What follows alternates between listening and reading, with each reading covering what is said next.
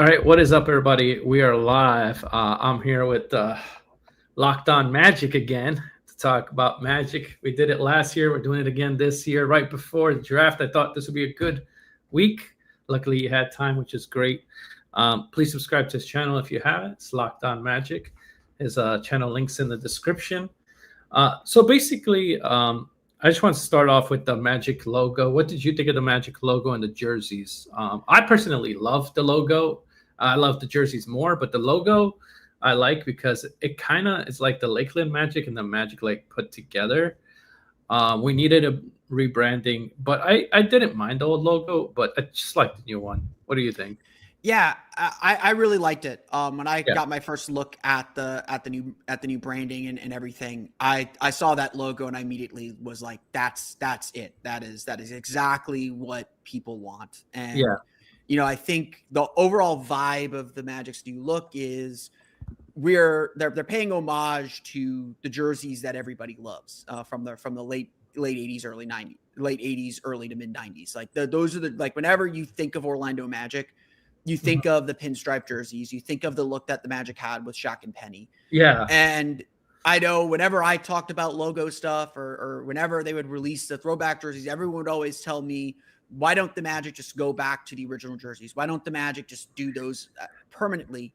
And I would always be like, they can't. They're not allowed to. The marks are all, the NBA, puts the marks under lock and key. It goes into the Disney vault, never to be seen again. And so for the Magic to kind of hear that response, and this is the whole branding, not just the logo, but for the Magic to hear that response, and really fight for it. Because if you've read any of the stories about the rebranding process, the Magic had a lot of things to review, but it kept coming back to fans kept saying, go back to the old logo. Yeah. And the Magic found a way to honor that look, but do something that spins it forward, that gives it a new twist, that gives it a little bit of a refresh. And so I think they did, I know people were really scared of everything that had to do with this. They gave fans something that I think they really, really wanted. There are things to fix and tweak and things that some of us would say, oh, I wish they would have done that or this or the other thing. But overall, like crack out your 1990s gear. It's still good. I love it. Yeah, it's like a rebranding of the 90s gear with the twist of modern NBA. I loved it. I thought it was good. The Magic needed to rebrand. Because it's been a while. We've had the logo for a while, and same logo since 2010. I want to say 2011 season. Same jersey since the 2009 season. So it definitely felt like time because even when the previous jersey set came out in 2009, obviously it was tweaked a little bit when they moved from Adidas to Nike. People didn't love it. Like everyone kind of understood what they were going for with it, and again, nod to the pinstripes, like kind of this updated version of the old logo, but it was just like, I don't know. People didn't like the font. Like there's just a lot of things people didn't like about it. And look, they wore them for a long time. They had some success in them. They had a lot of down years in them. It was time to signify a new generation or a new era of the team with its look. Yeah, like I agree. We needed a rebranding, and also it's like a new era with because that was the old Magic players. Now we have Banchero, we have Franz, and Suggs, and all these new players. It's like it's just a whole new young team. But I like that they did the old retro look with it. The Magic. So that was really cool. Also, I want to say now we have a new addition to the team, Desmond Bane. Which is so great. I love it. At first, I was just trying to process it because it came out on Father's Day. I didn't know if it was real or if this was he got hacked or something because Shams was the first person. I mean, if he didn't get hacked for the Luka trade, I think you just gotta trust that he's got like 3-factor authentication on his account. Yeah. Yeah, no, I agree, right? But my first reaction was very subdued because I didn't know if it was real. I didn't know how to feel about it because it was like 4 first-round picks. But the more I thought about it, I liked it because we don't need first-round picks right now. We need to get a veteran talent, which Desmond Bane is. And I like Desmond Bane because he can play multiple positions. He's a great shooter, which is something the Magic need. We do not have a shooter like that. KCP was struggling. We needed to let go of him, and that contract wasn't good either. I liked Cole Anthony, but I just don't see like where he's gonna play right now. So I liked it originally. I didn't know how to feel about it because I was like like, you know how Twitter is when they see first, they just see the 4 first-round picks, and that's all they think about. They don't even think about, oh, the Magic are trying to build now, and they don't care about those picks because the Magic are going to be pretty good for the next 4 to 5 years. Hopefully, that's what we're hoping. So those picks are not going to. They're going to be like 20th to 30th range. So if all goes right.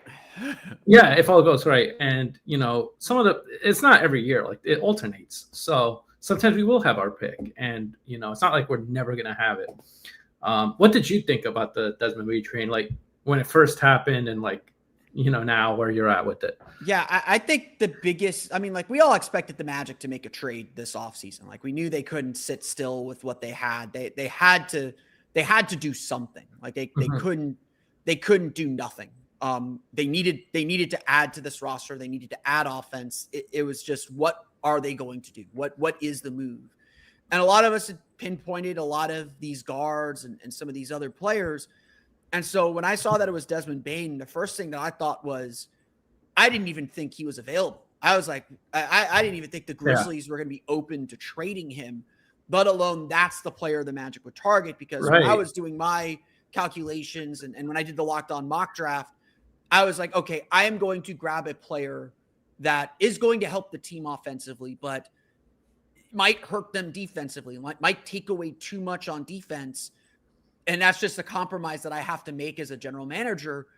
And with Desmond Bane, and Jeff Weltman made this clear when he spoke to the media, with Desmond Bane, he got a player who fits this team's culture already. You're getting someone that is purely additive, that's purely adding to what you have.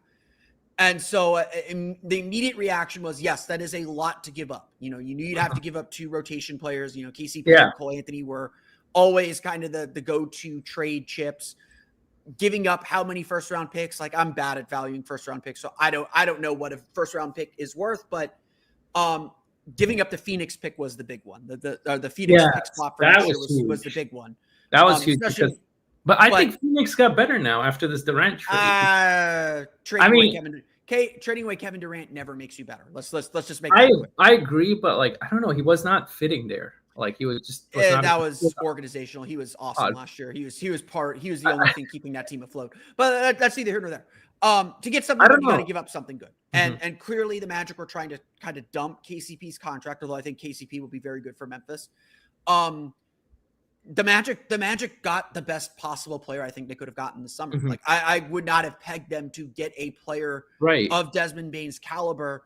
And now, honestly, if you look around the Eastern Conference, at least, because that's the Magic's main competition, honestly, only Cleveland, at least among healthy players now, only Cleveland probably has a better starting 4 or opening 4 than Orlando does. And so immediately this vaults the Magic into, maybe we can win the Eastern Conference. Are they this good now? And that's something the Magic haven't proactively done in a very, very long time. So this was, you have to give up a lot to get something very, very good. If all works out, those draft picks aren't going to be that meaningful. They're meaningful because they're cheap contracts, and the Magic need cheap contracts now. But they're overall not that meaningful, and they got a player who could potentially really transform this team's offense without taking too much away from the team's defense. Yeah, and the odds came out today that the Magic would finish around top 3. So 1, 2, 3, any of those. It's like not just top 3 in the East. Yeah. FanDuel has them with the 5th best odds to win the title, of winning the finals, winning the championship. I thought that was kind of like, whoa. I saw that. I was just like, whoa, slow down there, guys. I know the East is bad, but you got to get there to have a chance to win it. So I get that part. I mean, we saw Indiana though. Like Indiana is a team that was good, but nobody expected them to go to the finals in the beginning of the season. If I asked, nobody would have said that, and they did. And they almost won it. Like they got to game 7. Unfortunately, Halliburton got hurt, and then we don't know what would have happened. I still think the Thunder would have won, but it was a very great series. Like this was a great NBA Finals. Went to 7 games, all that. So it's so funny that it was Desmond Bane because I agree with you. I did not have him on my radar at all. We talked about it last year. We had people like Anthony Simons and that type of people like all the guys. And I talked to so many people about Anthony Simons, and the line yeah. I kept using, and I've been using this line for about a year. If the Magic wanted Anthony Simons, he'd be on the team already. And by all accounts and reports, the Magic did fish around. The Magic did ask about him, and it just felt like, it honestly just kind of feels like the Magic kind of understood he was in their back pocket and a move they could make, but it was not the move they wanted to make. Desmond Bane is the move they wanted to make, and obviously they paid a big price because that's the guy they wanted. Well, I think they paid a big price for Desmond Bane, but also they wanted to get rid of KCP. So they were like, "Here's 2 more picks on top of it." Look. You're bringing in Desmond Bane to start. Yeah. You're trading Kentavious Caldwell-Pope. Like some of it is just cap math. Whenever someone pitches me a trade, the first thing I do is to say, okay, what does the cap math actually say? Like, how do we construct this deal so that it works under the NBA's rules? And that's like half the battle is figuring out what is, how do you make the math work? And to get a guy like Desmond Bane, he's being paid $33 million next year. You had to include Kentavious Caldwell-Pope, and you had to include one of Cole Anthony or Jonathan Isaac, and you're probably KCP's contract not terrible. It's 2 years left, $22 million. He's a starting level shooting guard still. I think KCP's gonna have a bounce back year, and I think Magic fans will be a little bit upset by it, but they'll have Desmond Bane, so maybe they won't be too upset by it. The Magic probably had to pay a first to get off KCP's contract. They probably had to pay another first to get off of Cole Anthony's contract. The real price for Desmond Bane was probably the Phoenix pick swap next year. Yeah. That is the cost of doing business here. And at the end of the day, the Magic took their shot. And as a fan, that's all you can ask for, is that when your team feels like it's close to winning a title, and maybe the Magic aren't, maybe the Magic are, you take your shot when it's there. And this was the shot. This is our shot because we have Banchero and Franz, both young, both in their prime. They're getting better every year. And then another thing is just like the Magic don't make trades that often. Like the last time we made trades was trading people away. This was the first trade where the Magic acquired a player since 2023 when they acquired Patrick Beverley in the Mo Bamba trade. Yeah, and then he wasn't even used. They cut Pat Beverley right away. So I think this is the first trade where the Magic acquired a player they intended to keep since Bol. Don't quote me on that. It's been a while. This team that doesn't. We have. So there was somebody talking in the chat talking about Kobe White. I thought that was another person that we could have went for, but that was more like in the trade deadline. But I think Chicago is going to try to build around Kobe White. And the issue with Kobe White and the issue with Anthony Simons and Jordan Poole was. I am so happy we didn't get Jordan. Yeah, no, me too. I had to seriously entertain it because it was okay, we got to talk about it. It's not crazy. But the issue with those guys and Austin Reeves and even Colin Sexton was another guy that I really like. The issue with those guys is they are expiring contracts, and so you pay a heavy price for them. Bring them in, and then you have only that year to figure out if you want to keep him on a long-term deal. With Desmond Bane, he's got 4 years left on his deal. You're not only trading for Desmond Bane, you're trading for 4 years of Desmond Bane. Yeah. And that cost control is incredibly important because if it doesn't work out or the Magic have an opportunity to get even better, they can move him. They can move him again. You're not under the gun. You're not under the clock. Now, think of it this way. If this core 4 works, and again, we don't know if it's going to work. We'll see what it looks like in October, November, and onward. Yeah. If this core 4 works, Jalen Suggs is under contract for 4 more years. Franz Wagner is under contract for 4 more years. Desmond Bane is under contract for 4 more years. Banchero's going to get his price. Paolo Banchero is going to, it could be any minute that Shams tweets out that the Magic have agreed to a max extension with Paolo Banchero. It's going to happen. I think it's going to happen. They got Paolo Banchero for 5 more years on that deal. The Magic's 4 guys, again, like I said, probably at least the second best starting 4 in the Eastern Conference. You could make your argument for New York, make your argument for Boston. Boston's going to change a little bit. Yeah. Make your arguments for other guys, but the Magic are in the conversation for having. For me, at least one of the best 4. Yes. One of the best starting 4 guys in the Eastern Conference.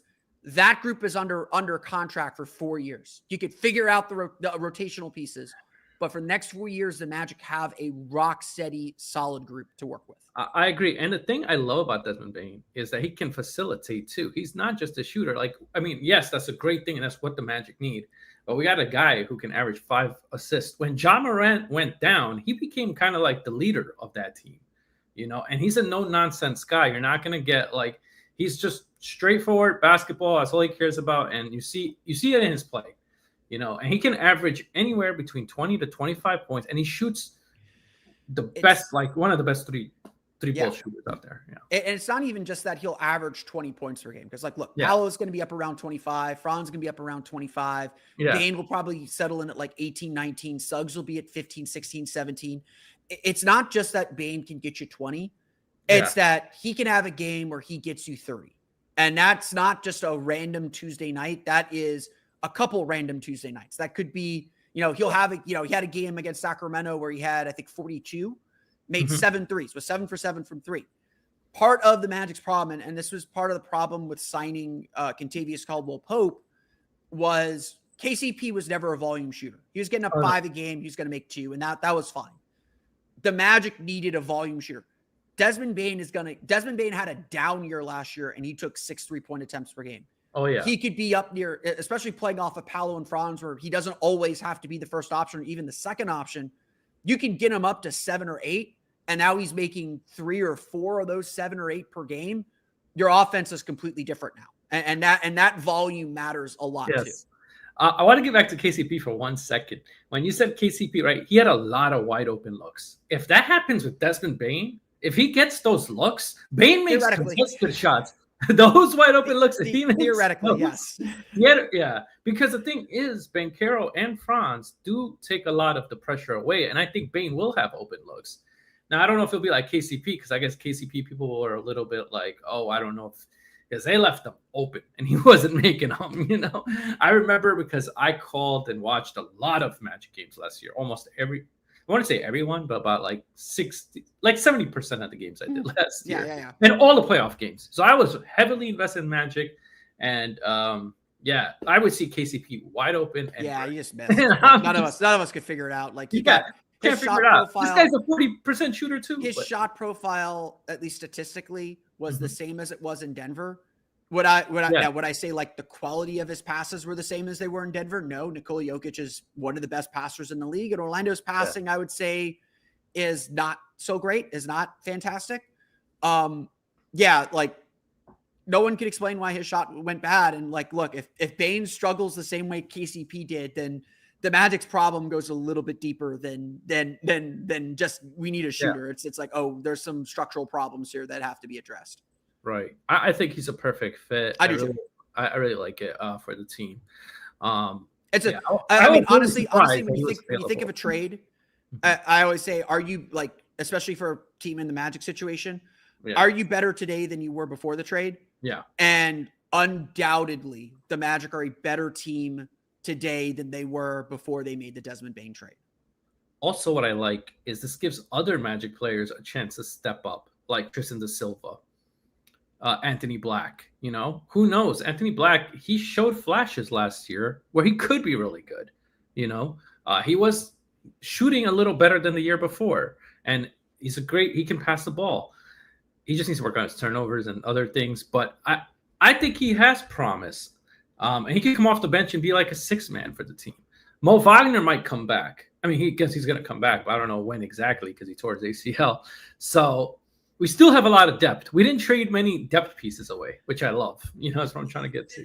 Yeah, I mean, I am not a subscriber that the Magic's depth is very good. Like, the Magic still have work to do this summer. Oh, yeah. And look, Mo Wagner's not coming back till Christmas at the earliest, I would say. Yeah. So you got to deal with almost half the season without Mo Wagner. Yeah. Anthony Black, there were good signs. You're right. Absolutely played some really good basketball. Very inconsistent. And 2 years in, like, you don't know what his role is. You don't know what you can rely on him for. The Magic, I think, really need to find another guard to play next to him, and they need to find some scoring off the bench. Like, the one big thing you're losing with Cole Anthony is Cole Anthony was your spark plug. He was your spark plug scorer. I know he had an inconsistent and rough season last year, but he won you that game against Miami. He was huge in that game against Brooklyn. Like he won you games last season. The Magic need to find a way to replace that, not to mention kind of what he brings in the locker room too. The Magic still have work to do this summer. Like their off season is not done. Their bench right now is very defense focused with Anthony Black, Jonathan Isaac, and Goga Tadze. And that's fine because now your kind of lineup is very top heavy. And really there's no reason the Magic shouldn't have at least one of their four. Look, if the Magic play any lineups without any of their, as long as they're all healthy, with any of their top four guys on the court, one of those guys needs to be on the court at all times. Frankly, the Magic could probably jerry-rig it or set the rotation so that for almost every minute, two of those guys are on the floor. So they don't need to have a 10-man rotation next year. But I do think they still need to add some shooting. They need to add another kind of offensive player to that bench, and they just need to kind of solidify their depth a little bit. Their depth is probably the biggest thing that can – their offensive depth especially. Offensive depth, I was talking more about the defensive depth. Defense, they're going to be – will they be the second best defensive team in the league next year? They probably take a little bit of a step back, but their defense will still be elite next year. Yeah, that's true. Yeah, like I totally agree with that. And so – what do you think that will the Magic? Oh no, I want to talk about this actually. There was two guys released, Corey Joseph and Gary Harris. This is what I like about the Magic now. I feel like they're becoming more serious. Before these guys would always stick around and you'd always be like, well, let's not get too far ahead of ourselves. Right. Wait, do you think that they'll? Okay, I think that they are as good as gone. Do you think that? I think there is a 75% chance both are gone. Yeah, that's what I'm thinking. Yeah, Gary Harris does not. The reason the Magic declined their team options is to stay under the first apron. So they still, it's just a cap mechanic. Like they want to act, for the draft, they want to act like they're under the first apron. So they want to have access to trades. They want to be able to do things mechanically. So a lot of this is just like boring collective bargaining agreement stuff. Like you mentioned Mo Wagner earlier. Yeah, the Magic are going to decline that team option. It's to their benefit to do so. If the Magic decline the team options for Mo Wagner and Caleb Houston, that puts them under the tax line and gives them access to the non-taxpayer mid-level exception, which allows them to sign a player or a combination of players to $14 million contract. So this is just a mechanic of the salary cap that they have to kind of do this performatively. I still expect them to bring Mo Wagner back. Oh, yeah. I don't think they'll bring back Gary Harris or Corey Joseph. If they do, it'll be for the minimum, like end of bench guys, like just solid veterans. I think they'll also ultimately bring back Caleb Houston. Wouldn't shock me if they don't decline that team option completely. I think they should bring him back.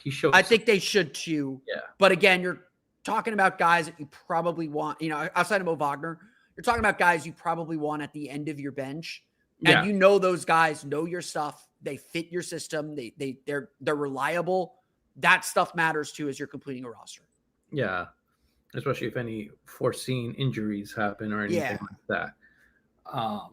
But yeah, I mean it's draft week, so Wednesday is the NBA draft. Magic have the 25th pick. What do you think the Magic go for in terms of needs? Like, what player do you have? Do you have a player or a point guard in mind? Yeah, I got a few players I'm looking at. First off, I don't think the Magic are going to ultimately change their kind of draft philosophy. They're still looking for these kind of long, rangy players. The need for drafting players who can help out a little bit more immediately is probably bigger now. So, would they draft a Yegor Demon, which, Yegor Demon from BYU is like oozing with, I'm an Orlando Magic player. He's a 6'8" point guard, probably the best passer in this draft. Can't shoot worth a lick. Like his percentages are just awful. It's like sub 33-point field goal percentage, sub 70 free throw percentage. That's like major red flag. Yeah. But like 2 years ago, the Magic draft him and they don't think twice about it. Like that's a guy that we can mold him. We can work with him. Right now, though, they need shooting so badly and still they need guys who can contribute quickly.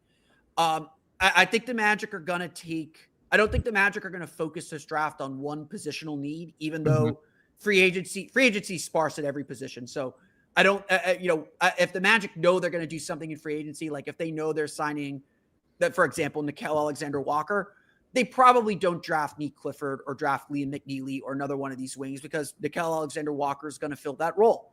But I think the Magic are probably going to look at the best player on their board. Obviously, I think most people in Florida are big Walter Clayton fans. I was going to say, I thought you were going to say him, Walter Clayton. No. And I like him a lot too. I took him in the Locked On mock draft. Yeah. I don't think he's going to be there at 25. I think that. I know they had him at 16, I think. When we first, I've seen him all over the place. I don't think I've seen a mock draft that has him dropping past the Magic at 25. Mm-hmm. But I don't think he's going to be there. I think if he's there at 25, you take him in wrong for sure. He's going to be like if you're looking for a guy to replace Cole Anthony, Walter Clayton does everything that Cole Anthony does. But if you don't like him, Jace Richardson could be good. I wouldn't shock me if Jace Richardson falls. He's a little on the small side, which I don't think the Magic want because they love their size. I would be looking at Nick Clifford. I mentioned him from Colorado State. I really like him. I watched him play in the NCAA tournament. He really stepped up his game. Colorado State went on like a 12-game win streak to make the NCAA tournament and win the Mountain West tournament. Mm-hmm. Nick Clifford averaged like 20. He averaged more than 20 points per game. He fills up a box score too. This is what I really love about him. He's not just, he's a primary scorer. He can get to his spots. He can create his own shot, which is big. Like I think a big thing the Magic need offensively is more guys who can do multiple things. But he averaged like 8-9 rebounds per game and like 4 or 5 assists per game in college. So he's he's 6'7". He's a good size wing. His 3-point shot probably needs a little bit of work, but he's a do everything guy. He played with Tristan da Silva at Colorado before he transferred to Colorado State. I know that they're still in contact a little bit. He's a really good wing to have. I'd be looking. I don't think he'll be here either, but I would look at Cedric Howard from Washington State. He was supposed to transfer to Duke, had an incredible combine, really impressed everybody, decided to stay in the draft. I think he is probably the guy that you'll be shocked is in the lottery. Would not shock me if he goes higher. I see him at 14. So I've seen him that high too. He measured really, really well. Yeah. He's like 6'6" with like a 7'2" wingspan. Again, stuff the Magic really, really like. As far as bigs, what about bigs? Any centers? Yeah, I was thinking as far as bigs, because we really need that. I think. Yeah, do the Magic really need a big? Yes. Yes. I think they're fine with Wendell Carter. I know fans are kind of like your eyes to Wendell Carter. I think the Magic are fine with Wendell Carter. He'll fix. Look, at the end of the day, what the Magic want is defense first, and plugging a rookie into your starting lineup that isn't a super jumpy, athletic big man isn't going to work. Wendell Carter is going to defend the perimeter well. Theoretically, he can make threes. He didn't last year, obviously. He stays out of the way because he pops so much, so the lane stays open. If Wendell Carter can improve his shot, he can sit there. But there are a few guys to look at. Yeah. A lot of Magic fans would look at Danny Wolf from Michigan. Danny Wolf, I was going to say his name. Another Michigan Danny guy. Wolf. I am not a Danny Wolf fan. I think do you like Maxime Reynaud? I do like Maxime Reynaud. 7 feet something. 7'1", I think is what he's officially listed yeah. at. Good wingspan, good shot blocker, great rebounder. Yeah. Can score inside and out. My only concern with him is he really didn't play against a lot of tough competition, even in the ACC. But if you go and look at his if you go look at his numbers against Duke and Cayman Malwalk, he was like 7 for 21, had 8 rebounds, 17 points, 8 rebounds. It wasn't a bad game, but you look at that numbers he was inefficient against bigger, stronger centers. That's a problem when you get into the NBA. So there's a reason why he'd be picked at 25. Ryan Kalkbrenner from Creighton, really good shot blocker, another big guy. He looks like your typical 90s kind of stiff player that I'd be a little worried about in the NBA. I'm not a big fan of the centers in this draft. Reynaud would be fine. I'd be okay if you don't like Joan Berenger also. I haven't watched enough of him, and he's just so raw that I'm looking at this Magic team. They're trying to win now. So unless you're this super jumpy guy, I a Derek Lively type, I don't think there's a place. I don't know if there's a place for you on this team. The other guy I would look at is Thomas Sorber from Georgetown. Yeah. He missed the last month of the season with a foot injury. He's not going to be able to play in Summer League because he's still recovering from the foot injury. Really good shot blocker, though. Kind of like Wendell Carter. He's kind of like Wendell Carter was in his early days, where he was just this like very like kind of ground bound shot blocker. Sorber's a lot longer, a lot bigger than Carter is. But again, he's got this foot injury. You got to be really confident with the foot injury. There could be a reason why he tumbles into the teens. I think he's a lottery talent if it weren't for the injury. So we'll see what comes of that. But, you know, I've been saying this for the last like few weeks. Typically, I try to downplay draft classes, and I'm like, I really don't like this draft. There's like 3 guys that I'm really interested in for the Magic's pick, and when they're drafting like 15. I've been telling people like, look, even at 25, I'm really confident the Magic are going to get someone that they like and get someone that's going to fill a need and help this team. You know, even if it's Drake Powell from North Carolina, even if they end up with like a Will Riley from Illinois, I think he'll be long gone by the time the Magic. Yeah, I think he'll be gone too. But like, when we had the 16 pick, they also said Igor Demin. Like that was a guy. I'm not a Jaeger Demin guy. Like Jaeger. Like again, like Jaeger, he is your that's like his name, Jaeger. Okay, Jaeger. Yeah. It's either Jaeger or Igor. I don't know. Yeah. It's definitely not Igor. He just can't shoot. And like I'm not like if I'm the Magic, like I'm not looking at Asa Newell. Like Asa Newell is a lottery talent. Like that is a really interesting kid. He's 6'9", trying to play center, not big enough to play center, not quick enough to play the 4, not a shooter at all. What do you do with him? Like he's a lottery talent. Like you can mold him into something really interesting. The Magic don't have time to mold anybody. The Magic needs someone that's going to help them pretty quickly because they need like the draft is really, really important now. The Magic are going to be an apron team next year. They're going to be a second apron team in 2027.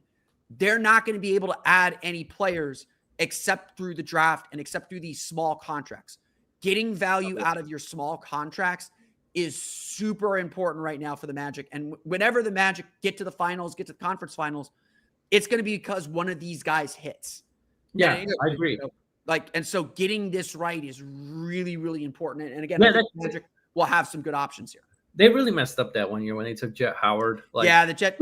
I've told people my thought on that draft. Was the Magic had the draft of a team that's still rebuilding. Yeah. And I don't think they understood how good their team was already. Yeah. When I got yelled at. So like we do the Locked On mock draft every year. All of us podcast hosts take over as GMs of our teams. Yeah. We make trades. We do everything. Right. That year I got slammed because I picked Grady Dick with the 6th pick, which that's who I admit was we did that mock draft super, super early in the process. I hadn't done my study. But I would take him later. I would have taken him later too. But Howard I ended up trading 11. I ended up trading 11 for Isaiah Hartenstein. And I got yelled at by everybody. That's actually great. That would have been a great pick. I got yelled at by the draft experts, and they asked me to explain. And I said, look, we went 27 and 28 over our last 55 games last year. Yeah. I believe Paolo Banchero is his rookie of the year. He's a future all-star. I'm ready to win. I don't need any more rookies. I don't need any more young guys. So I went out. I got the best shooter in the draft, which is my biggest need. I don't care that I drafted him early. I agree I drafted him early, but I don't care. I wanted him. I went out and got the best shooter in the draft, and I went out and got a backup center that I'm comfortable starting when Wendell Carter inevitably misses his 15 to 20 games. I feel really good about my team heading in, and that was my draft strategy. I was super aggressive about it. I was like, I had another deal in that draft for Daniel Gaffer, which I almost took. I think I made the right call between those two, but either way, you did. I looked at it and I was like, I need to solidify my team and be ready to win basketball games. And I think the Magic at that time weren't ready to make that commitment. And so they drafted a project in Anthony Black. Yeah. And, again, Anthony Black, super talented, but everyone understood he wasn't ready to come in and play. Yeah, he's not ready now as a player. Yeah, he needed to develop his skills. Mm-hmm. And they took a reach on Jet Howard, a guy that they saw as a shooter, but can maybe give them a little bit more with some time and development. And someone, frankly, was probably willing to spend the year in the G League rather than be on the roster, which I think was part of it. Yeah, his father had something to do with it too. I don't think so. Like, really, look, because he was part. no, You don't no. think John Howard was trying to tell people to No. take his son? Like Jet What's up, Howard. Alex? Jet Howard was one of the best shooters in that draft class. And from what I understand, the Magic didn't like Jordan Hawkins because he was too small. And so I think the Magic looked at Jet Howard, and again, they saw someone who was, they probably talked to the agent and said, hey, we're going to draft him, but he's spending the year in the G League. We're not playing him his rookie year. His rookie year is going to be spent in the G League to get better and improve. But they looked at him and said, this is a guy who's not just a shooter. He can play make and pass a little bit. He's bigger. We think we can groom him into a defender. And obviously, like, you see a little bit of hints of the playmaking and passing. Like, it's there. Like, I definitely see that. The defense has never come around, and the shooting hasn't been what it was advertised to be. So they took a reach. If they looked at their team and said, we are ready to compete and win, they attacked that draft differently. And not saying they attacked it the way that I attacked that draft, but they attacked that draft differently and add players who would help them win and help them win quicker. Wow. And I think that was just Jeff Weltman is as aggressive as he was acquiring Desmond Bane. Jeff Weltman is very conservative. He's like that report that, from Brian Windhorst back at the trade deadline. He is a little too conservative at times. He can be a little too conservative. Yeah.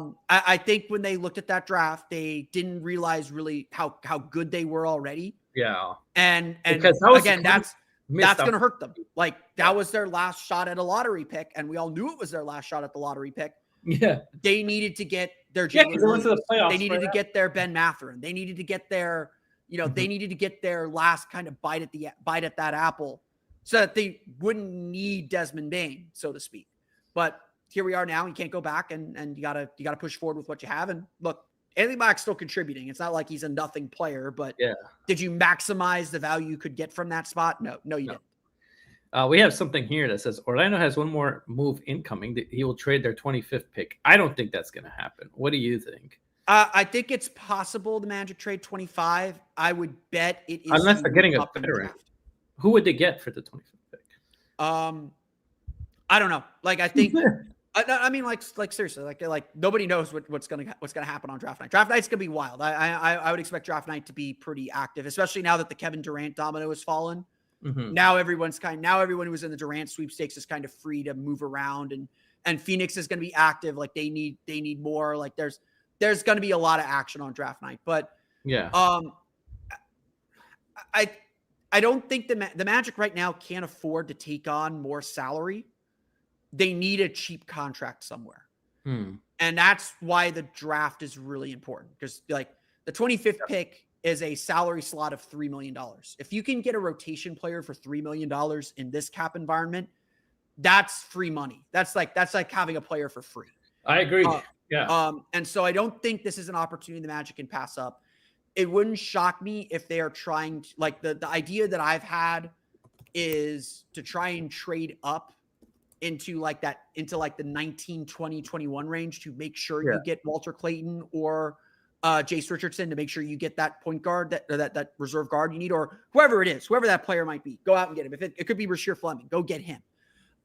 It wouldn't shock me if that's part of the plan. But we'll see. Like, I don't know what direction the Magic want to go. I don't have a sense. Like, Jeff Weltman said after the trade, like, they have to kind of relap the league and have to kind of go around and say, like, hey, what are you thinking? What are you thinking? What do you want?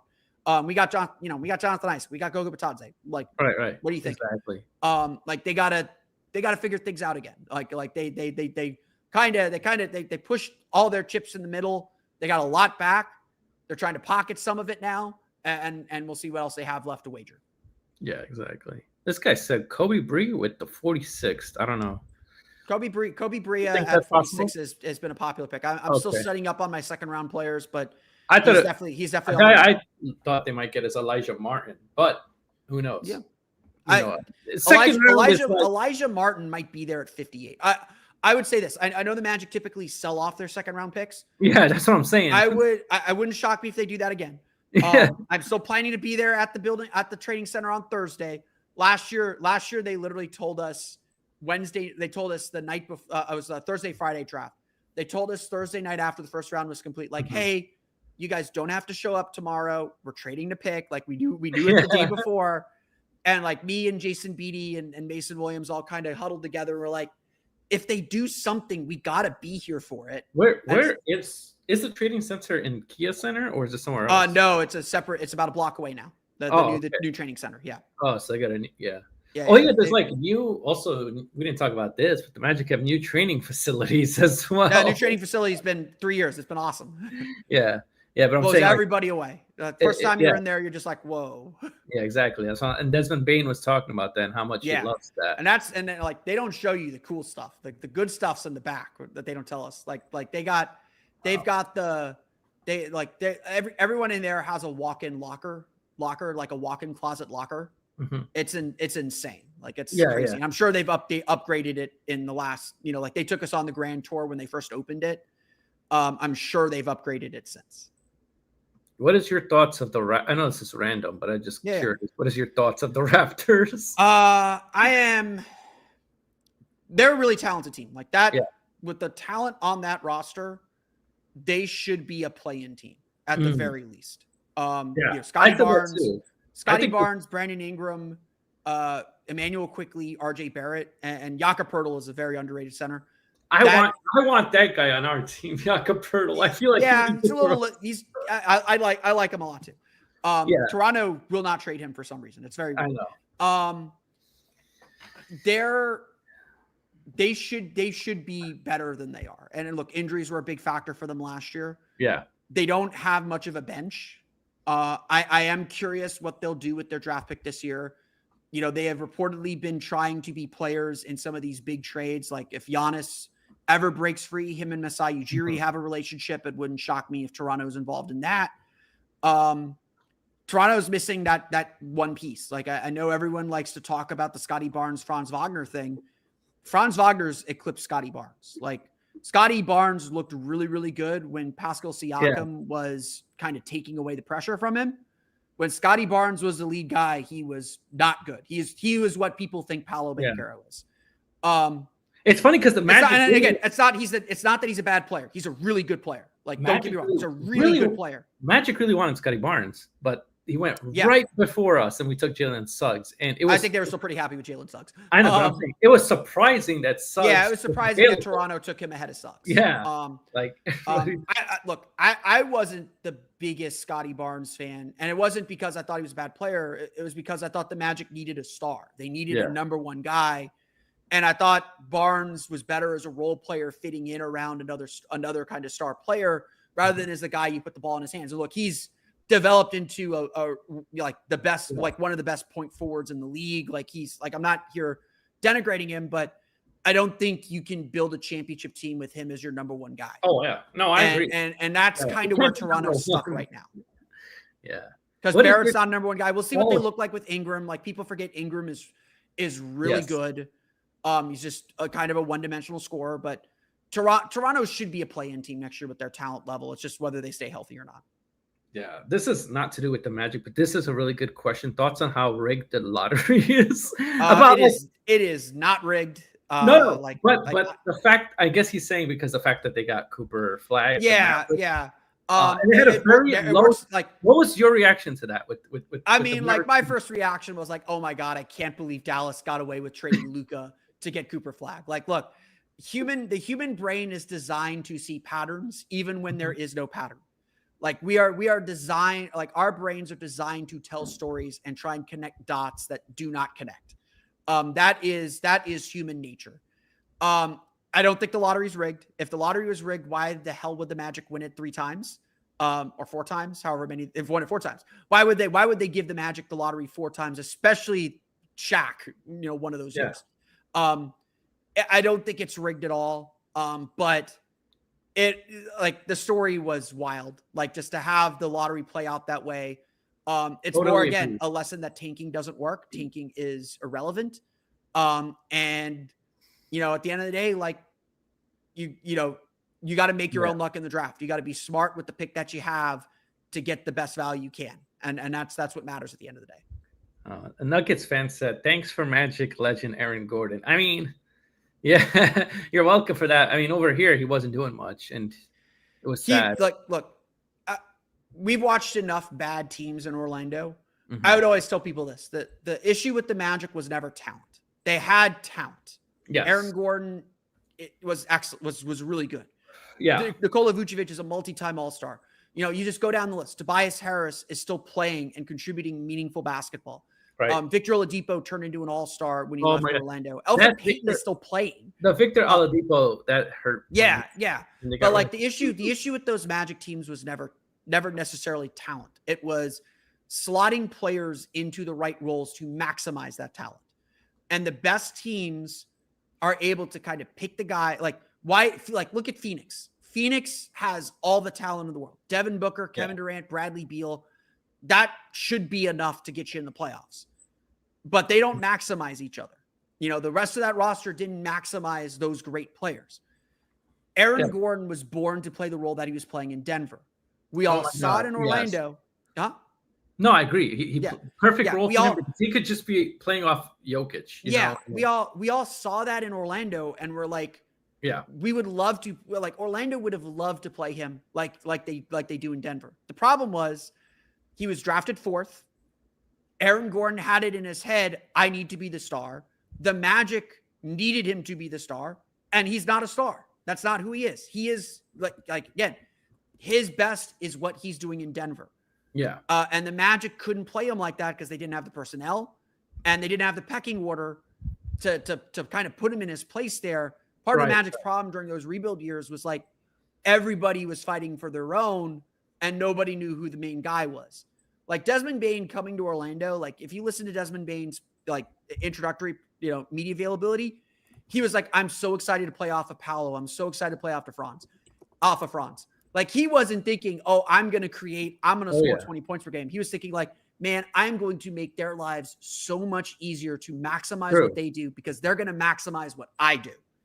That's the difference. That's the difference between a championship team, a winning team and a rebuilding team. The rebuilding teams, they're trying to figure out what they have. The winning teams, they know everybody knows their roles. At the time we traded those players, we needed to rebuild. That was the obvious thing. They'd gone as far as they could go. And in that, we got Franz Wagner in that trade. So we got a guy who, could be an all-star, pretty good player who averages 24 points a game. And then you got Banchero the next year. Like the Magic and the great thing is that they hit on that. And they didn't because first overall pick, there were a couple of people that were saying Chet Holmgren, that were saying others. And at first I was like, I like Banchero at Duke. I always thought he was a good player, but I didn't know if he was worked first of all. But then when I saw it, I was like, I could definitely see this guy being amazing for us. Right. He's the guy. I had Magic fans telling me Franz is better, and I just don't see that. What is your thoughts on this? It doesn't matter who's better. They complement each other well. They do very well. They do different things. Exactly. My take on Paolo during the draft process was if you draft Paolo Banchero, he's got to be your star. And I've had this conversation with people because Jalen Williams was taken in the same draft as Paolo, and Jalen Williams just won a championship. And there are people that say, oh no, Jalen Williams is much better than Paolo Banchero. And I'm like, look, Jalen Williams could definitely take over games when he needs to, but he also showed us in this playoffs how inconsistent he can be. Yes. At the same time, though, he's in a situation in a roster where Shai Gilgeous-Alexander gets all the attention. Paolo Banchero gets doubled. I think it's the 15th most in the league. He is one of the elite players. And because the Magic have such little shooting, he sees really exotic defenses and still finds a way to beat it most of the time. If Paolo, though, I don't think he'd be able to scale down to do what Jalen Williams does. Just like I don't think Jalen Williams would be as successful as Paolo scaling up into Paolo's role. I don't think Paolo scales down to Jalen Williams' role. So when you draft a guy like Paolo Banchero, you're drafting him because he's going to be the star and kind of the driver of your engine. And that suits him fine. Franz is really good at playing off of him. I think Franz's personality is to defer to people like Paolo anyway. So I think Franz is in a role that he's really comfortable in. And so I think ultimately it worked out. Honestly, you look back at that draft, it worked out best for the three teams. It worked out the best for all three teams. Yeah, everybody got exactly who they needed. I remember Jabari Smith. They worked about Jabari Smith really high. And I thought for a second he was going to be the guy. But I was so happy when we got Banchero and saw what he was able to do and how he matched with Franz so well. Like you said, they complement each other so greatly. And now that they have Bane, that's going to be even better. So Gotta I create just love ways for them to score too, which is what I'm really looking forward to. I'm begging, get Paolo a dump off in the dunker spot. Get him some easier shots. it. That's Right. gonna help him so much. Yeah. So I wanted to talk about free agency. Is there anybody in free agency that you see the Magic getting, or that you would want them to get? It is a relatively sparse free agency list. Yeah, it's not I much. haven't I was looking at this. Yeah, I haven't gone through the full list. Obviously, there's that rumor of the Magic chasing Nickeil Alexander-Walker. Yeah. Would not shock me if that is accurate. I think he fits a lot of things the Magic need. He's a great shooter, good solid wing, I think, to add. It would not shock me if that is the direction that they go.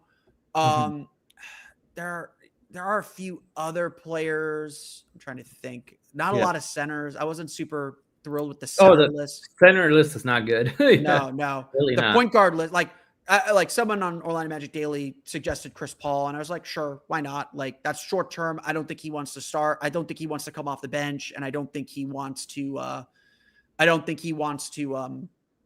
Come for the minimum, but Chris Paul would help a lot. Yeah, sure, why not? I do think Tyus Jones is a possibility. Can get him for super cheap. Honestly, I would love Tyus Jones. You could probably get him for the taxpayer mid-level exception, like $4 or $5 million a year. I think that would be a solid ad, but again, that's a short-term fix. He's just not playoff defense ready, but if he's coming off your bench, maybe that's enough. He starts, 20, 25 games when Bane has to miss some time or Suggs has to miss some time. Like he'd be really solid in that role, and then you move on from there. But it's not a big free agency summer. I do kind of think there's Miles Turner is a free agent. Did you know? Miles Turner is a free agent, but he's going to stay in Indiana. He's not going anywhere. He's not going to go anywhere. You think he's going to stay there? Yeah, he's going to stay in Indiana. They'll give him 3 years, like $90 million. Like he's going to get his check. Brook Lopez. Yeah, I don't really like any of these. I've seen some Magic fans pitch Brook Lopez, and it's like no, Brook Lopez can't move. No, I don't like his defense is not I know he was defensive player of the year a few years ago, but his defense is not the Magic's defense. The Magic's defense is in your grill. Yeah. He is drop. You can't drop. Like you can't succeed and be a drop. Right. And besides, he has Giannis next to him to help. Magic don't have Giannis. They have Paolo. They needed a center who could cover for Paolo a little bit. Yeah. Not that Paolo's a bad defender. He's gotten a lot better, but he has gotten a little. Yeah. Compared to he's gotten a lot better, and I like that he improves every part of his game. Yeah. Even defensively. Yeah. Does he still need to work on it? He buys in defensively. Does he still make mistakes? Does he still kind of lose focus when he's off the ball? Sure. But he tries. Like there are a lot of stars who don't have defensive reputations. They don't try. He tries. He buys it. He gets it. Yeah. So which need do you think the Magic have the most in free agency? I think the biggest need this offseason left is I think they need a backup point guard. We saw last year how much better this team played with Corey Joseph as the backup guard. And how much better they looked with him. I think that getting a backup guard to kind of play that role or play that role as needed. Tyus Jones would be perfect for that. Tyus Jones would be really good. Yes. There are questions, but Tyus Jones would be really good. Yeah. He had an up and down year with Phoenix, but you know what you're getting with Tyus Jones. Like you're not. Yeah, Tyus Jones and you have Trey Jones. Both brothers are free. Trey Jones wouldn't be bad either. I put him on my list as well. But yeah, I think getting a true point guard just in case you actually need it. Because that's ultimately what this season's going to figure out is like the Magic doubled down on the idea of Jalen Suggs as a point guard. They're going to do this. They're going to do point guard by committee. It's, I've been jokingly saying what the Magic are doing is they're moneyballing the point guard position. Yeah. They can't find a point guard. So they're going to create one in the aggregate, between Paolo, Franz, Jalen Suggs, Desmond Bane, they got enough ball handling. They got enough guys who can pass that they can kind of be a point guard. But the question is, intangible point guards do a lot of things intangibly. What does that mean? What does that look like? And I think that's the question moving forward here. Yeah, I totally agree with that. We have a lot of guys who handle the ball, and that's good. You want you want that. Like the biggest problem the Magic had last year is like all their guys just did one thing offensively, and it was really only Paolo and Franz who could be a playmaker and a scorer. Like Kentavious Caldwell-Pope, just a shooter. Gary Harris, just a shooter. Anthony Also- Black, really undefined offensive role. Like, having guys who can create, get downhill, move the ball, that's going to loosen up the offense. And the Magic have more of those now, and they should be still seeking more of those kinds of players. I agree. And one thing also about just going back quick to the Bane thing, I love that Bane came here because now I feel like more players are going to want to come to Orlando. Players know what it's like to play Orlando. Yeah. And there is a lot of respect for the Magic as a team. And I think there is a healthy fear of, if the Magic figure out their offense, they're just going to be miserable to play. Like, everyone was miserable playing Oklahoma City. Like, they're afraid that Orlando is going to turn into an Oklahoma City team that just gets after you on defense and is just able to pummel you offensively. Orlando wasn't able to pummel anyone offensively, but everybody hates playing the Magic. And so that, the teams you hate playing against are the teams you want to play against. Yeah, the Magic have that gritty defense, and now they're going to be even better offensively with Bane and whoever they get. Like you said, if they get Tyus Jones or Trey Jones, like a guy to come off the bench, I think that'd be pretty good. We need like a backup point guard, like you said. There's no centers I really like in the free agent. Looking at the free agency centers, and there's not many. A good list. Like Mo Wagner, not a good list. Keeping Mo Wagner is a big deal, and figuring out the right contract to pay for him is going to be a big deal. Like, obviously, like I like Miles Turner, but you said like Indiana's definitely going to keep him. And he's going to get the max contract. Miles Turner is going to get $30 million. I know. Like, he's out of the Magic's price range. Like I don't think Magic fans have fully wrapped their heads around this yet. Oh, we're going to have to pay a lot of people. The Magic are very limited in what they can do. So now let's just take, like, this is their maximum spending. The maximum amount they can spend is if they decline the team options on Mo Wagner and on Caleb Houston, they're about $10 million under the luxury tax line. So they got that $10 million. So that gives it, so you can't spend that $10 million. That gives you access to the non-taxpayer mid-level exception. That's worth $14 million.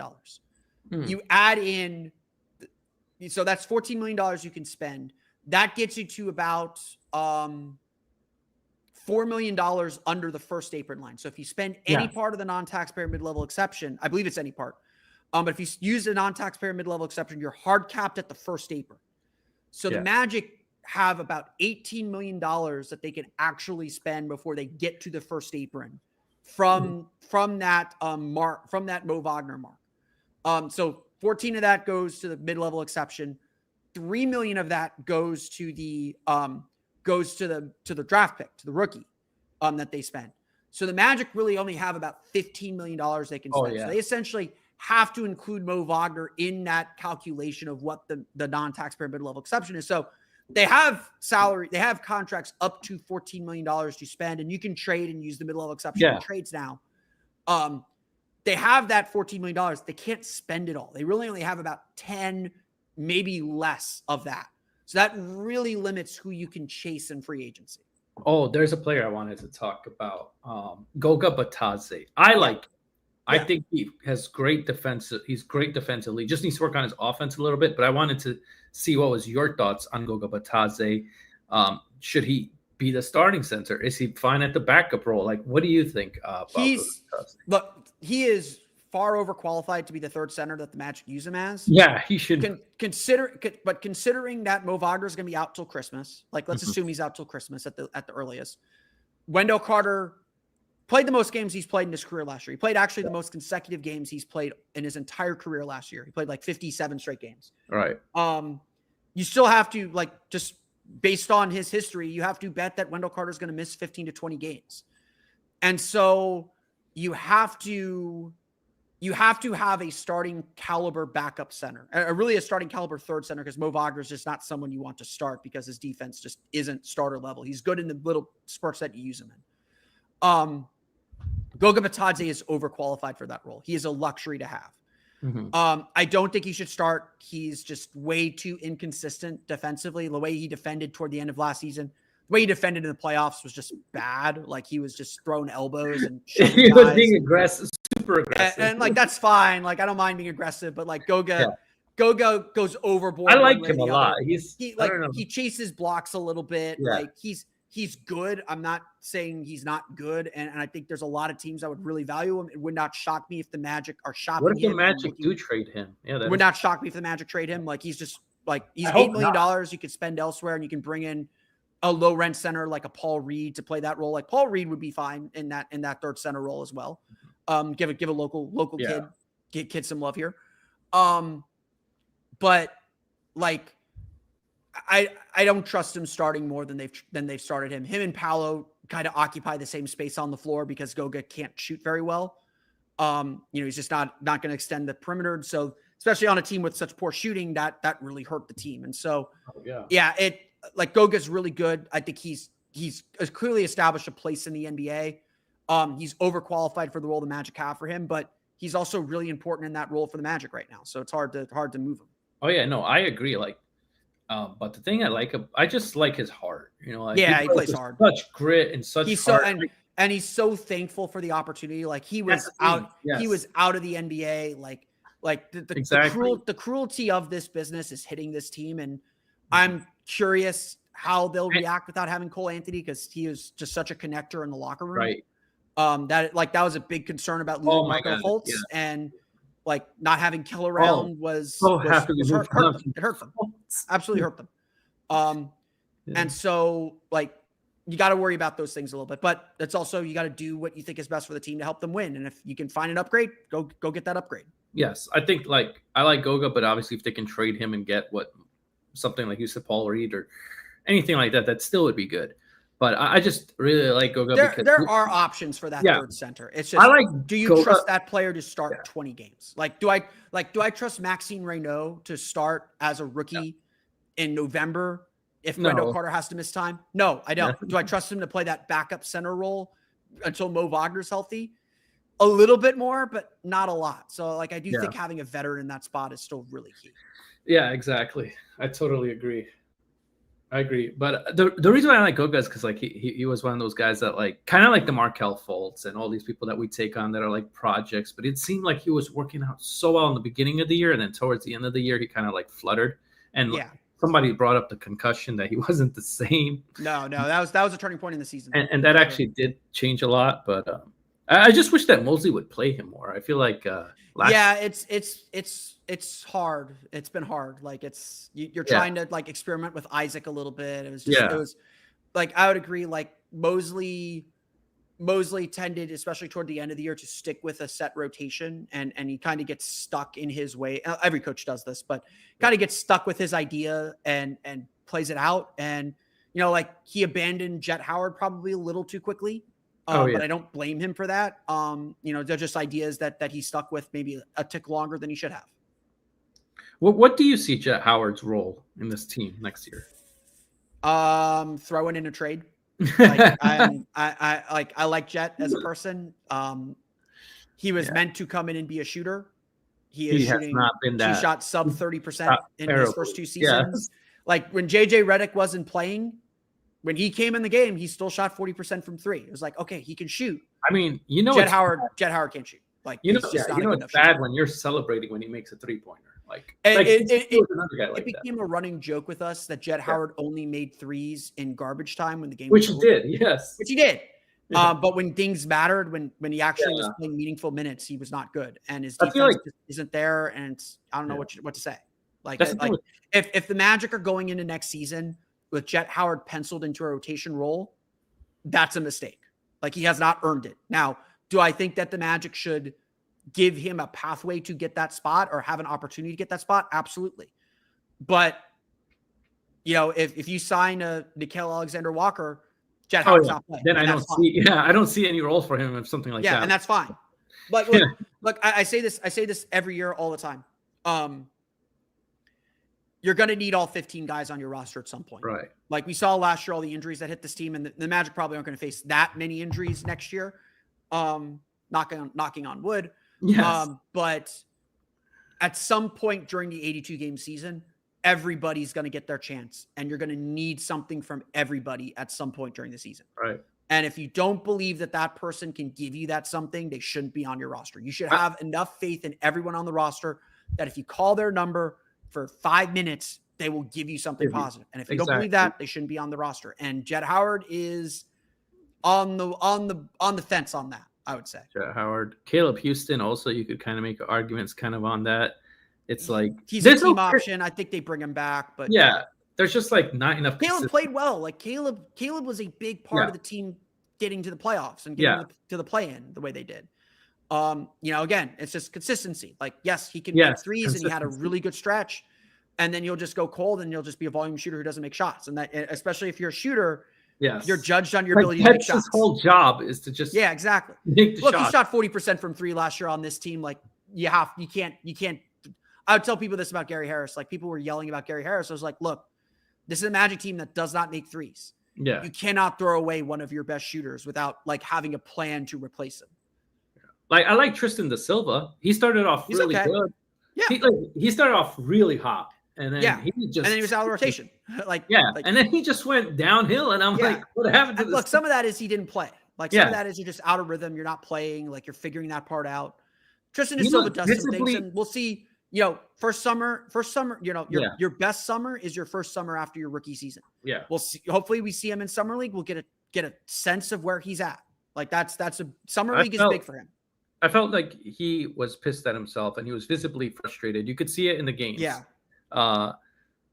Like in the second half of the season. First half of the season, he actually won us some games. Like, he won us against the Celtics. He hit the clutch early in the season. December. In the corner. I still remember the big game against Toronto.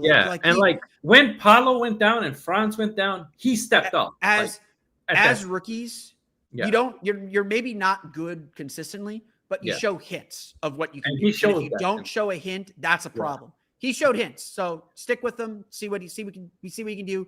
Keep a pathway open for him to play. That's all. I think. I think he will. I think he will have more. Yeah. Definitely come off the bench and stuff. Yep. Someone said Tristan. I think he'll be good. Yeah, I agree. I like him. He just gotta, I don't know, be more consistent. Consistency. Like, rookies are bad. But he was a rookie, so you got to give him a little bit more. Yeah. You got to give him some leeway. Yeah. Trading. Then again, he played only 5 minutes in the playoffs, so trading Cole and KCP might be what Jet needs to get more minutes. We'll see. You are not a Jet fan at all. They're like, I like Jet as a person. Let me make that very clear. Jet is a very cool dude.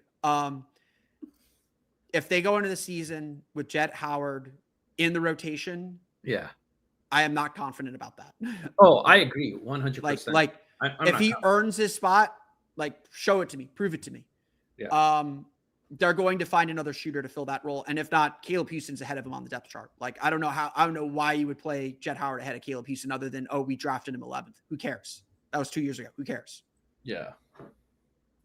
This is such a excited season. Like, I'm so excited for the season, probably more than any in a long time, just because we got Desmond Bane. We already know what Ben Carroll and Franz are. You say that. You say that, but like, I remember last year at Media Day talking to like David Steele and being like, this is like the most anticipated Magic season since like 2010. No, but this is and he was like, and like, it's the same way now. It's just like, this is like, there's like, they're really going for it.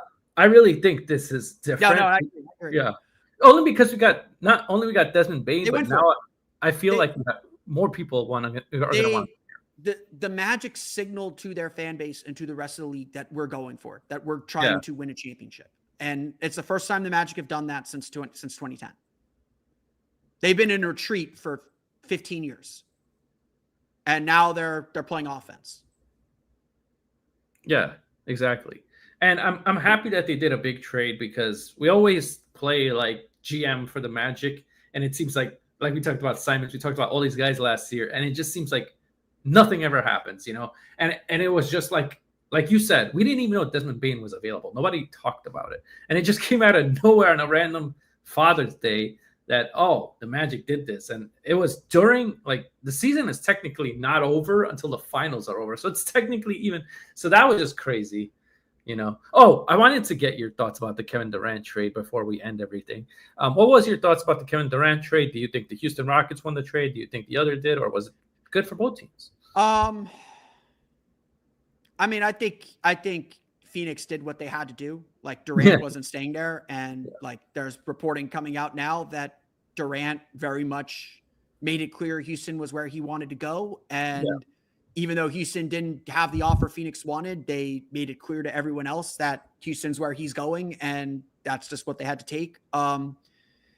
Phoenix should have gotten a lot more, probably should have played a little more chicken with him. Been willing to bring him back, honestly. But I think Houston got Houston obviously got one of the best players in the league who's still playing very, very well. My only concern with them, is I don't think Durant can be your number one perimeter guy anymore. Like some of it is I just don't think it's in Durant's personality. Like Durant wants to be cool in the background and just kind of go out there and hoop and not, necessarily be that guy anymore. So is Alperen Şengün. Alperen Şengün's awesome. Fred VanVleet's still awesome. My concern is I think Houston, they needed a guy like Durant, but I don't think they needed Durant, if that makes sense. And so I'm curious what the dynamic is going to be there. I'm curious how much of Houston's defense gets kind of taken apart not having Dillon Brooks anymore. And then on the Phoenix side, like Phoenix is clearly not done. I like getting a player like Jalen Green, like getting a young guy to kind of reset themselves. I think that was a guy they should have gotten. That was a guy they should have targeted. But they're just such a mess. It's,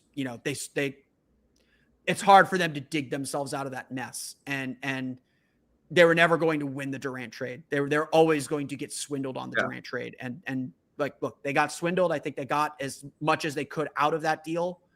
And it was just time to move forward, and we'll see what they do with Bradley Beal. I think they'll keep Devin Booker. They need to balance their roster out, but that is a multi-year wait till contracts expire type rebuild, and it's not pretty. You know what I laughed about when they put Miami Heat as one of the teams expected for Durant? I did not see that as a possibility. Always. I feel like Miami Heat is always a team that they always say. Everyone wants to play for Miami, but like Miami is, like I talked to Keith Smith a lot, and Keith Smith said at a certain point you got to stop being precious with your guys. Who's Keith Smith? Keith Smith, he works for a Spot Track. He's a kind of salary cap guy. Yeah. He would always tell me at some point you got to stop being precious with you guys, and you just got to do what you got to do to make your roster better. Miami, for the last 3 or 4 years, every time they get into the cycle of trying to get these like high level players, they've been too afraid to give up on their guys, to give their to trade their players. Whether it was Tyler Hero with Damian Lillard, whether it's Khalil Ware now, whoever it is, they aren't willing to do what it takes to get these big deals done. And so they're just kind of spinning their wheels in the middle of the East rather than being an elite championship level team like they should. Like they think they should be, and that they probably could have been if they pulled off one of these deals. Did you want Durant? Miami's just stuck in the middle. Like they're not going anywhere. Before the Bane trade, did you want Durant on the Magic or no? No. I didn't. Yeah. No. No. They got Paolo and Franz. Like if you can't play with Paolo and Franz, you're not on the team. Yeah. Like, I'm sorry. Like I'm not trading Paolo or Franz for Durant. He's 37, coming to the end of his contract. He doesn't make this Magic team a championship team. Yeah, I agree. Like that. Ultimately, like what Houston feels is Kevin Durant makes us a championship level team. Maybe they're right. Maybe they're wrong. We're gonna find out. I think Orlando last year is a good lesson to teams like Houston and Detroit, who just got kind of into this contending window. It's not easy to repeat it. You got to prove you can do it again. And Orlando, to some extent, proved they could do it again this year, but they hit a lot of roadblocks. It's a very different story for them this year. They had a lot of injuries too that didn't help. Yeah. But Houston's got to do it again, and they haven't proven they can do it again yet. I'm not saying that they won't. They'll definitely be in the playoffs next year, but they got to prove they can do it again. And it's a lot harder to do it a second time than it is to do it the first time. Yeah. I agree. It sucks time to prove that he's a point guard for the Magic, but I just hope he stays healthy. I think if he stays healthy, he will prove it. He's shown last year that he was really good, like defensively and even offensively. He averaged around. He can be the shooter the Magic need too. Yeah, the first 5 games of the season, he was shooting 43% on catch and shoot threes on like 7 attempts per game. Yeah, the Magic might have 2 volume shooters in that starting lineup. And that's a crazy thing to think about. Exactly, I agree. Yeah, that's what I'm Yeah, hoping. 5 games small sample. I don't want to like overblow. That's the problem with the Magic is like they always have these Injuries were injuries ruin us so much. I said this a bunch. This is throughout our history. Like, yeah, I said this a bunch this season. If that Paolo Banchero injury happens in December, I don't think it matters as much. Like, I think the Magic, like, they get into a groove. Like, everyone's kind of figured out their roles. They kind of play through it. The fact that it happened in October and early November, the Magic didn't have a chance to kind of settle their roles and settle who they are. And it just threw everybody off. Like, I think the timing of that injury was really a big deal. And I know the Magic played well after the injury, but it overstressed Jalen. It overstressed Franz. Exactly. And when they get you had to start at a dead sprint rather than kind of find your way through the season and get your muscles used to it. Exactly. They got stressed and then they got injured themselves. Franz and Suggs, like you were mentioning. Exactly. That really hurt us. Yep. Overuse was a big deal last year. Overuse was huge. Exactly. So yeah, is there anything else you want to talk about, or Orlando Magic wise? I feel like we covered most of the. I think we hit anything unless you have something else. Yeah, I mean, I don't have anything else. I'm just super excited. I know I say that about every season, but this season more than any because I feel like the East is wide open. Not just the East, like you said, the NBA. Magic are picked for all this because even analysts can see, like, I did not like that Stephen A. Smith was attacking the trade. I don't listen to Stephen A. Smith. Me either, but I just heard it from another source, right? And I'm not even acknowledging that man. I'm not acknowledging it. He's just, but he is a cancer to the discourse. I just want to say, like, this is always fun talking to Magic fans, especially you, since you're locked on Magic and you talk about. I don't know how you do it. I like talk about them every day because it's like you got to think of like topics, you know. Yeah, this is the part where it gets a little sketchy. Like I'm trying to save draft stuff for later. Like I got a good episode planned today. I think. Yeah. No, and I know that, and I know that it's draft still, but then like after the draft, it's like it's summer, and the summer it's like not much is going on. Well, look, I look forward to the end of summer league when I can go down to 3 episodes a week and take a little bit of a breather. Right. So I look forward to that. Right. Yeah. And you know. So I'm really always happy that we can do these podcasts and talk about it. I feel like Magic fans need to do this more, collaborate more, and talk more, especially since we are a fan base that I feel like is ignored by the NBA. Like we are not talked about. We're small, but we're mighty. Yeah, we're a small market team and not talked about as much as we should. I think winning is the only time. Well, we win, we will see. I am exceptionally curious what the national TV schedule is going to look like this year. Oh yeah, I am curious. I'm envisioning us getting more.